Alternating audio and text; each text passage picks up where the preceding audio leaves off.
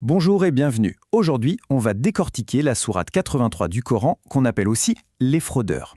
Ce qui est fascinant, c'est de voir comment ce texte prend des actions de tous les jours, des choses qui peuvent sembler presque banales, et les transforme en une histoire aux conséquences absolument cosmiques.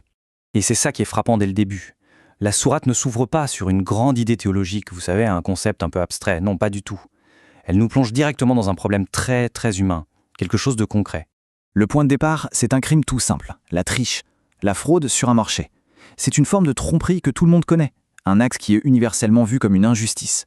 Mais ce simple acte, cette triche, va nous emmener bien plus loin. Ça nous mène à une histoire de justice cosmique, avec deux destinations éternelles, et à la fin, un retournement de situation spectaculaire. C'est ce parcours, de la Terre à l'éternité, qu'on va suivre ensemble. Alors, allons-y. Première partie, la balance trompeuse. On va voir de plus près de quel crime il s'agit et dans quel contexte il s'inscrit. Et ça commence très fort, dès le premier verset, malheur aux fraudeurs. Le ton est donné tout de suite, c'est un avertissement et il est très sérieux.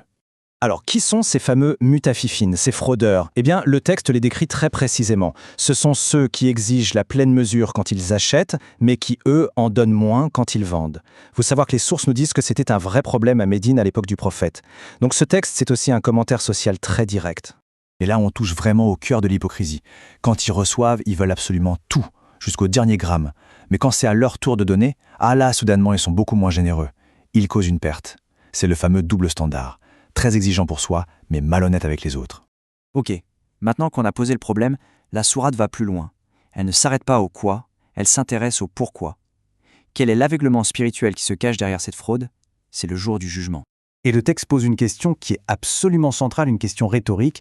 Ne songent-ils pas qu'ils seront ressuscités pour un grand jour? En fait, l'acte de tricher est directement lié à quelque chose de bien plus profond, le fait de ne pas croire au fond qu'il y aura un jugement, un moment où il faudra rendre des comptes. Et ce jour-là, il est décrit avec une gravité immense. Imaginez la scène.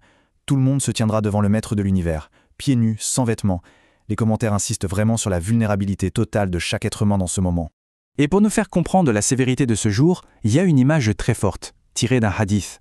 Le soleil sera tout proche, à seulement 1 mille. Les gens seront littéralement submergés par leur propre sueur. Et là, c'est intéressant. Certains n'auront de la sueur que jusqu'aux chevilles, d'autres jusqu'aux genoux, puis jusqu'à la taille. Et pour certains, ils seront complètement engloutis. Tout ça en fonction de leurs actions sur Terre. On comprend donc où ça nous mène. Cette incrédulité, cette façon d'agir, elle a des conséquences. Et ça mène à deux destins complètement opposés qui sont inscrits dans deux registres bien distincts. Le premier de ces registres s'appelle le Sijjin. C'est le registre des pervers. Les commentaires nous expliquent que le nom vient du mot arabe pour prison. Et il se trouve, logiquement, dans les profondeurs de l'enfer, l'endroit le plus confiné. Et qui sont-ils ces pervers? Eh bien, ce sont ceux qui nient le jour du jugement. Ceux qui disent que les révélations ne sont que des histoires d'anciens. Le texte utilise une image très forte. Leurs cœurs sont recouverts par une sorte de rouille, la rouille de leurs propres péchés. Et à cause de ça, ils seront privés de la vue de leur Seigneur, et finalement jetés dans le feu. Et de l'autre côté, en contraste total, on a l'Iline. C'est le registre des vertueux. Là encore, le nom est parlant, il vient de l'arabe pour hauteur, élévation. Il se trouve donc logiquement dans la partie la plus haute du paradis. Et pour les vertueux, la récompense est décrite de façon magnifique. Ils seront plongés dans le bonheur, étendus sur des divans, à contempler tout ce qui leur a été promis. Leurs visages rayonneront de félicité. Ils boiront des liqueurs pures, scellées avec du musc, et seront servis à une source céleste qui s'appelle Tasnim. On est vraiment dans une description du bien-être absolu.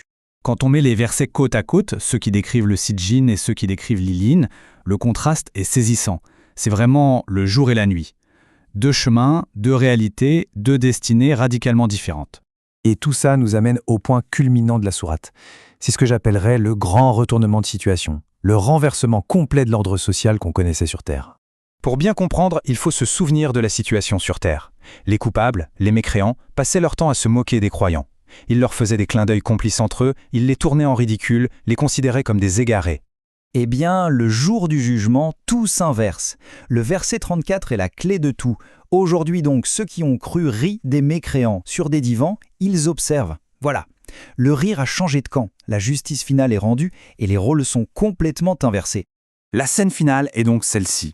Les vertueux, confortablement installés au paradis, sur leur divan, qui regarde et qui vérifie que les mécréants ont bien reçu la monnaie de leurs pièces, qu'ils ont été payés en retour pour toutes leurs moqueries.